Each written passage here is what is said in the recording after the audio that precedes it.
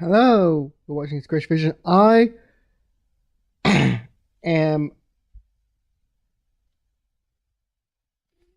furious, absolutely livid. It's finally happened. Russell T Davis has ruined Doctor Who. Confirmed. I fell asleep. It was quarter to midnight. No, half past midnight. I was exhausted.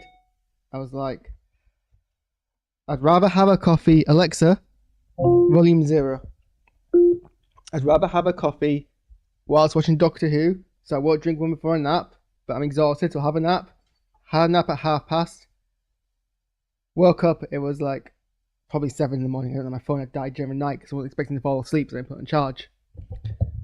And I didn't watch Doctor Who when it came on because I was asleep. I mean, to be fair, that has happened like during some evening broadcasts, like once or twice. But it was gonna happen with this too. I knew it, and it did, and I'm furious. I can't believe it. I'm so angry. And I'm watching the Who and it's midday, and I'm like, I can't believe I'm a fake fan. Like, why would you do this to me, Russell? Why? Anyway, this episode's great, by the way. At least it was mostly. I saw this episode that makes you think, and I don't know if it's making me think because it was clever or because it was not clever enough, and it's trying to be cleverer than it is. But it was a very folk horror episode of Doctor Who, which I think was the intent. You know, embrace a lot of the, it was set in a Wales village, or at least part of it was. Just to kick off from the top, the concept of like the premise, a woman is always 73 feet away, 73 yards away from you at all times.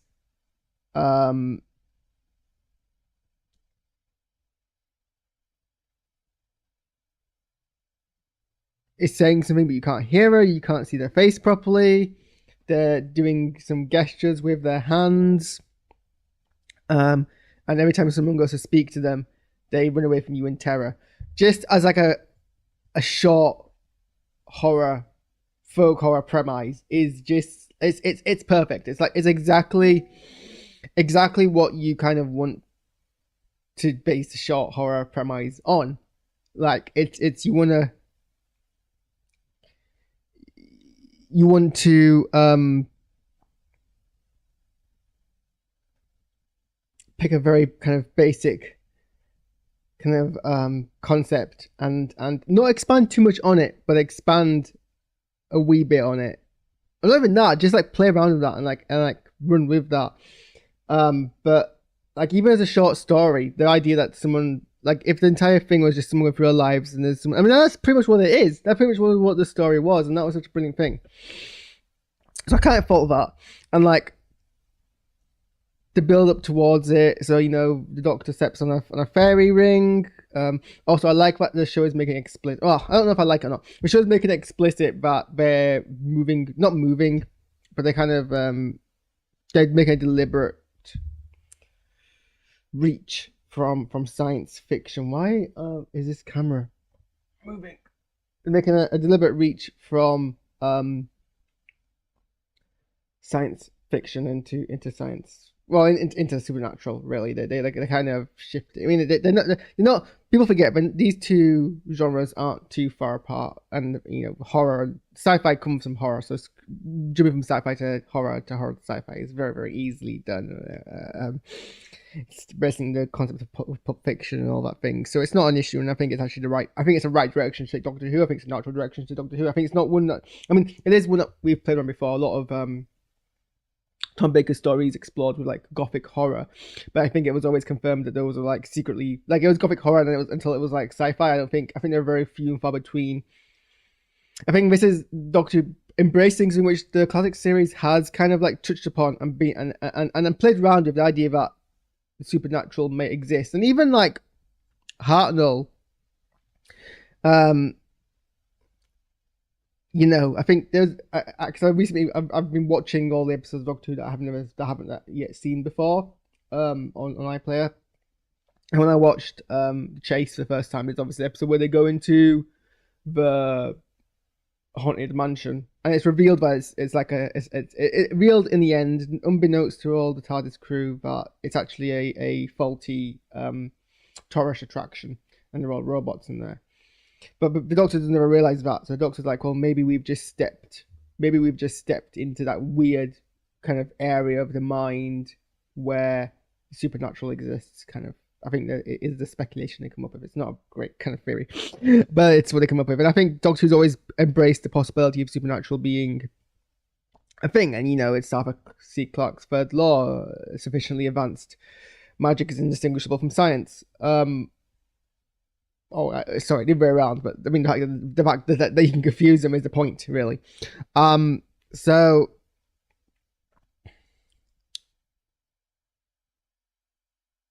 yeah, this kind of Kate being like, we deal with the extraterrestrial and occasionally the supernatural, increasingly more so now, I think is a deliberate kind of trend. And I think it's made pretty much explicit with Russell T Davies' behind the scenes content about kind of the Toymaker and Assault and everything that kind of happened after that. And I think this is perhaps the most of that we've seen so far. You could argue that with the time travel element being put into it at the end, it is still science fiction, but I think actually there's enough kind of ambiguity there. But yeah, I mean,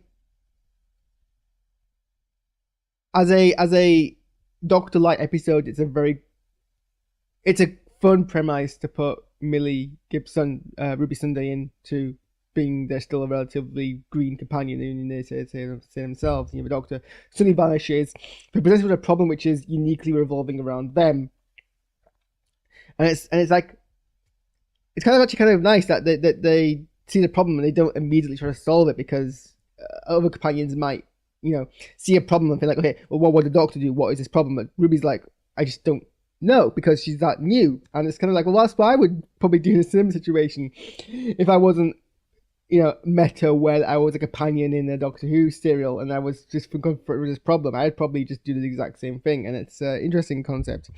I like the fact that we're leading into the kind of meta value of it. So she goes to this very kind of she goes to this pub, and it's I love how it's shot out deliberately, like everything in that pub scene is like deliberately self-aware, and then it proves, and then in the end it kind of proves to be kind of a joke. But for example, you've got everyone kind of plays, apart from the girl sitting across the goth, she doesn't really do much except kind of validate the goth. It's kind of like as a kind of counterbalance to the goth's presence, I guess. But like you've got the different kind of, I wouldn't even say they were stereotypes, but you've got the different kind of roles, you've got the different kind of players in the chessboard. If the entire episode, as it kind of almost suggests it was going to be, was revolving around those people trapped in a pub, you could see how they would all evolve and have their own arcs and their own kind of personal traumas that could get brought in. Horror as a genre is meant to explore the human psyche. It's meant to explore the human flaw. It's meant to, when you write a good horror, each character is meant to represent a proverbial sin, and the horror, the monster, is challenging those sins and punishing you for those sins and stuff. And that's kind of the point of a horror as a genre. But it proves that actually that's not the case. But it's shot in a way which kind of very much implies that everyone gets a single, like, as often is the case in like these kind of stories. Everyone gets like people get their single shot, so the camera's often like slightly canted, either on a roll angle, or sometimes it's I mean, this isn't strictly canted, but it's shot at an angle that's a bit more wider than you would tend to. It's not as dead on as you would normally do for a single. It's more kind of, so you feel like there's something wrong. There's something about the lens distance which kind of creates this kind of more anamorphic feel, so you kind of feel a bit more kind of shut in, closed around a person. It's all that kind of normal like horror filming kind of tropes. Just mute that because I forgot to do it before and it's loud. And then obviously it's kind of revealed at the end that they were all taking the piss out of Ruby, which is funny, and wasn't expected. And I generally like I was a lot of the promotional material and the way I was drawn into the episode and the way the episode makes you drawn in would make you think a majority of the episode is probably gonna be set around this pub, perhaps even just around this village, the monster in the house kind of genre. But it's revealed that's not going to be the case, and we spend actually relatively not long, and we spend we leave the village, we don't really go back to the village until the end of the episode. But it's also kind of a bit weird because like they do all see that random woman in the distance, so it's like it's like how like someone comes into a pub. It's like I'm being stalked, and you take the piss out of them for being supernatural, but there is a weird ghost woman stalking her, and you can all see that. But I guess it does kind of account for that. She does later on say to Kate there might be a perception filter around the woman that kind of makes most people not really question the fact that that's weird. That's a weird thing to be following someone. And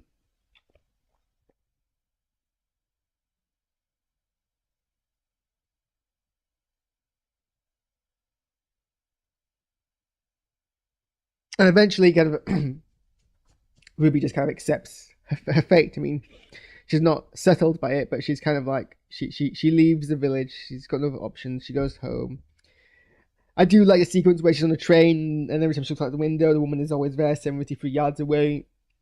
I don't know if this was deliberate, it was being invoked, but I'm one of those children who, like, when I was bored on a long journey, I'd look out the window, and I would imagine something chasing, and I've seen memes which kind of imply that this is, like, some kind of, like, universal thing children do. You all ask why children universally all kind of equally agree that we were all going to do that. It's kind of freaky when you think about it.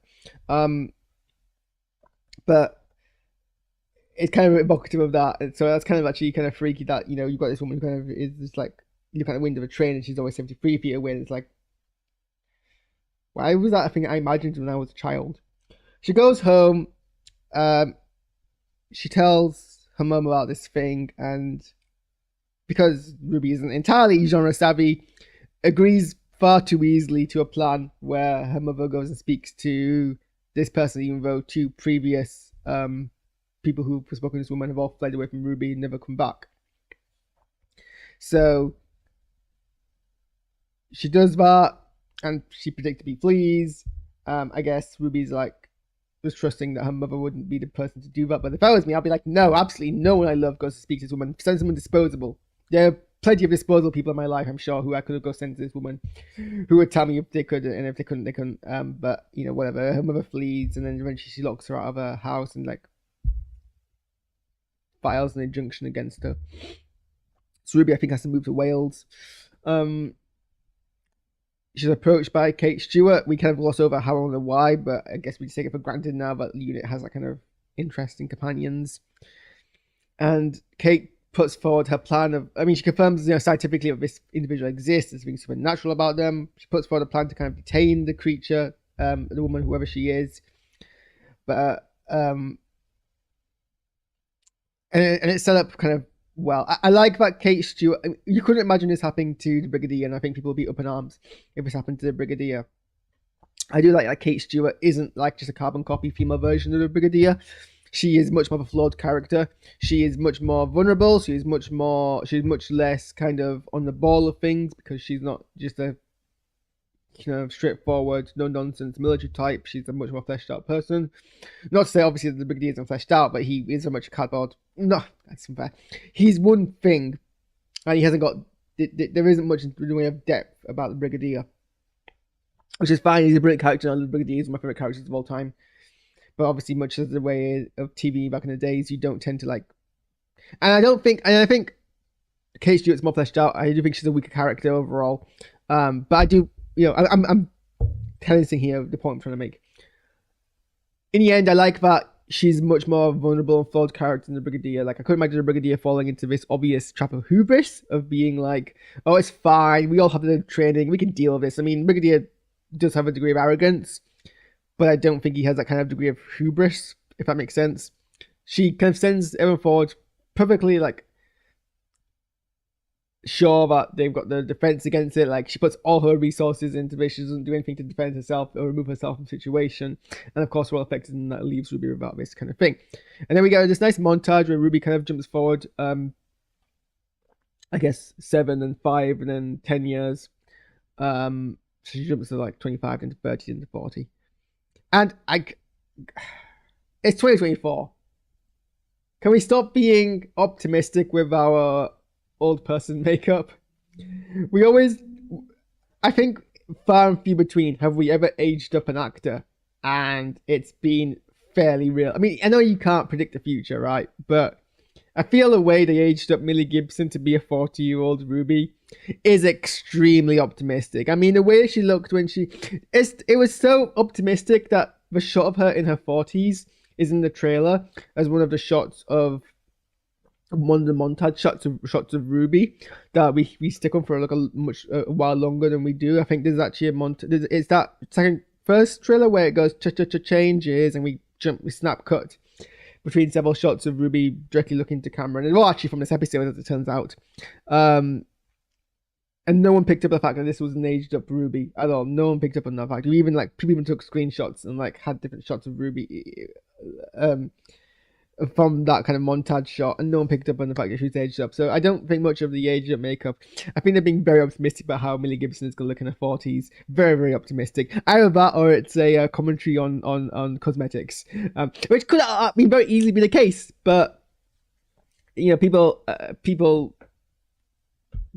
cosmetics being the case that people age much more gracefully, and there are some people who have aged pretty gracefully, but I just don't think Ruby would look that good at 40 and then look that old at 80.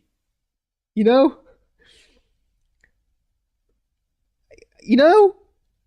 mean, am I just me? I don't know, but whatever. So you have 40-year-old Ruby who really doesn't act any different from 20-year-old Ruby.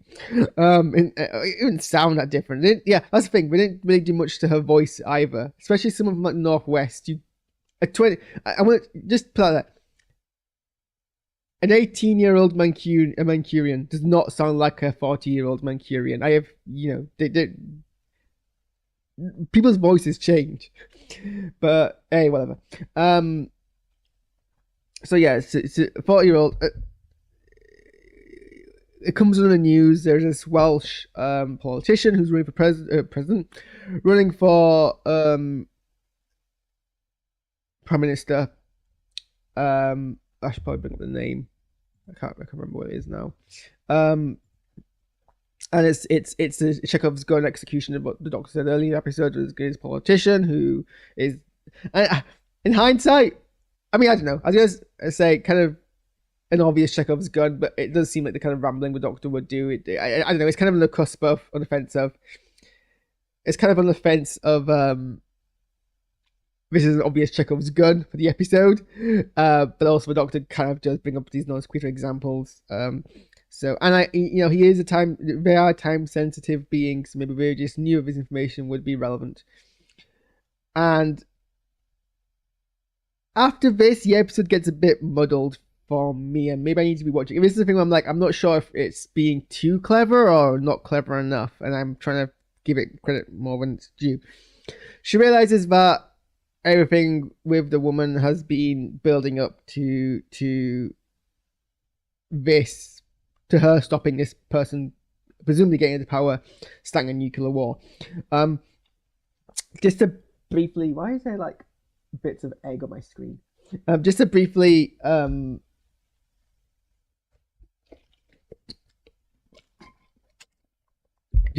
of like touch upon the kind of the politics part of this episode.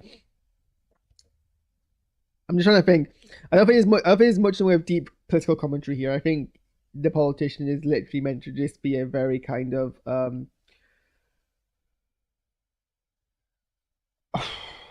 think the politician is meant to be just a very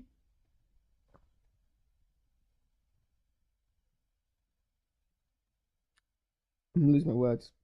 The politician is meant to be like a very kind of cardboard, evil, like. Well, I mean, Rosie Davis explained in Unleashed that the villain was like just extrapolating from basically online incel types, edgy edgy men on the internet who have quite extreme views. And I suppose so I don't. It's kind of a commentary, I guess, on current politics, but I don't think it's. I'm trying to. Okay, sorry. Let me read my brain. I'm trying to work out if there's any deeper political commentary here, but I think it's literally just some politicians are bad and want to like a warmongering, and I don't think it goes much deeper than that. And I mean that doesn't need to. That's pretty like solid commentary as it is. I'm just trying to make sure. I'm just trying to make sure that Harris isn't being dumb and missing like a deeper level of commentary here. But I think it's pretty much just a case of here is a bad politician as just a foil for Ruby to kind of go against. So Ruby's like full of all this kind of drive that the purpose of everything that's been happening over the last 27 years has been essentially to stop this politician from doing a nuclear war. And so she goes to the politician. So she decides that this means that she needs to be on the inside. So she goes to the office and is like, I'm going to volunteer. I'm happy to donate thousands of pounds to the cause. I just want to be in any kind of way. And then we kind of cut to her being very kind of like unmotivated and fed up and depressed, just holding coats. I don't know if this is meant to be a sight gag or what, but it's kind of like, so what was the entire point that she just had to go be present and then wait for the right moment? I guess that's fine. It's kind of like the build-up implied that she was going to be a bit more proactive in the wider kind of scheme of things and kind of just be like, I don't know what I'm trying to get at here. It just kind of seemed like there was a build-up and then a kind of a tunnel dip, and then things continued to be a bit muddy. So it was like it was a build-up to something happening and something more proactive happening. It didn't quite pay off. There was that, I think what was her name, Marty. There was a girl called Marty who, I guess it's implied that the politician kind of like manipulated, like possibly even abused into joining his campaign team so that he could basically be an abuser. I think that's the dark implication of Marty's whole thing, and why Marty is like the person who's like, oh, this politician is a monster. The entire reason why the politician wanted her on the team, you know, but it also seems to apply like she was meant. There was like another point to her being there, because like Ruby apologizes and says, "Oh, I'm so sorry it's taken me this long to intervene," as if like she needed to keep Marty around. But the only kind of payoff to what Marty's purpose there is to confirm that, oh, I guess it might be because the politician was keeping her around and like assuming he had full control over her, he was probably being a bit more honest. I guess that's a thing abusers do, right? They like they're more open with the person they're abusing because they think they have full control of them. So then they're like, well, this person is an extension of me and my property, so obviously if I can tell them whatever I want, and they're not going to tell anyone else. And that might be so I guess, okay, maybe that was the part that just clicked for me then. So that was why Marty had to be around. And then presumably at some point, you know, he let slip to her that he was planning a week later after his speech to start that nuclear kind of thing. And that was Ruby's kind of go signal, and that's why she had to let her continue to be like involved in all this. But then I'm not sure why Ruby had to like, why there was like a particular acting, like this is Ruby's moment to act moment, if that makes sense. Do you get what I mean? I don't like, because why did Ruby have to wait to that moment? I guess she had to wait for a moment for there to be a moment where there was 73 yards between her and the Prime Minister. But why did that? But like, it could have been any moment where there was 73 yards between her and the Prime Minister, right? I'm missing something. I feel like I'm missing something. I don't know what it is I'm missing. I feel like I'm missing something. And then after that, she continues to live like the next 40 years of her life. She gets old. She visits the TARDIS again. She's dying. And I guess the moment that she dies, it's revealed that she is the. And again, I'm extremely like muddled on what's actually happening here. So as she's dying, the woman in the distance moves closer to her, but is facing away from her. I think she's facing away from her. And like comes closer and closer and closer. And what is it seems shot to be quite jump scary and isn't really scary when you realize what's actually happening. But it's I guess the director's like, here, let's just make it spooky. Comes closer and I guess melds with. And I don't know if the actress who plays the old woman is the same actress who plays. I can't tell if the actress who plays the old woman is the same actress who plays the eldest version of Ruby. I think no. I need to check the credits. But I think 73 yards credits.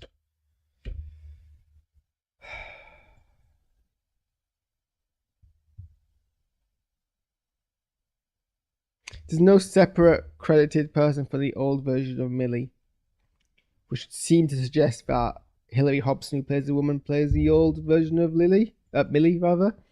But I know in Unleashed, they say that Hilary Hobson says that she doesn't actually know anything. She's never given any lines, or she doesn't give any context about the old woman that she plays.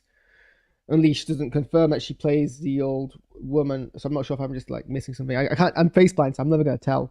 And we don't see her in the episode anyway, so I don't know. If it's the same actress, but I guess it's implied that the old woman is an older version of Millie anyway, regardless of whether the actresses are the same. So.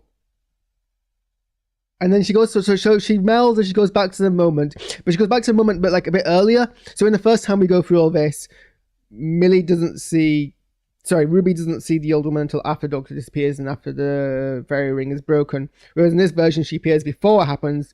That's what stops the Doctor from breaking the circle and stops this thing from happening in the first place. Apparently. And it's like, well, okay, so what was the kind of the final, like, it's kind of, it gets muddled here, and nothing's confirmed, and like, ambiguity is fine, and like, Russell Davis said he will never tell anyone what Ruby, the woman, said to anyone who approached her, and it's very possible he didn't even have to write anything, because, like I said, some things are better left off unclear.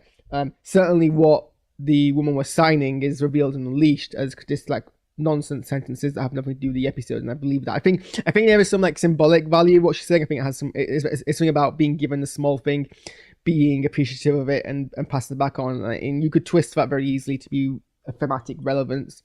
But I think it's something that I would do when I'm like, I need them to do something, so I'm just going to think of like the most loosely based thematic thing possible, so it's not completely irrelevant, but not think too deeply of it because it's not meant to be like, you're not meant to know.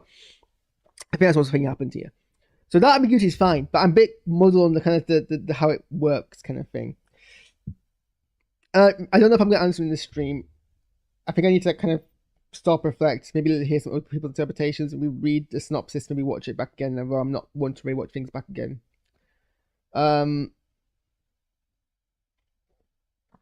I just don't. For me, the ending is kind of muddled. I think the premise sets a much stronger resolution, but I mean, also I think horror is the genre where you can get away with kind of just landing on a thematic kind of ambiguity rather than a technical explanation. And I think sometimes you explain things too much and you ruin a lot of the thematic kind of elements. So hard for me to really be sure really what how to kind of take away from this. Yeah. Pondering.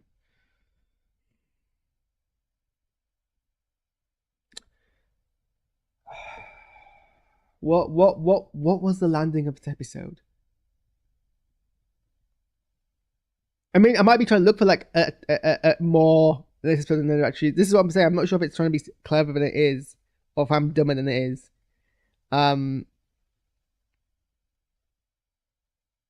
because like question is why we don't know why the Doctor disappeared. What caused that? Like that's never explained. Um,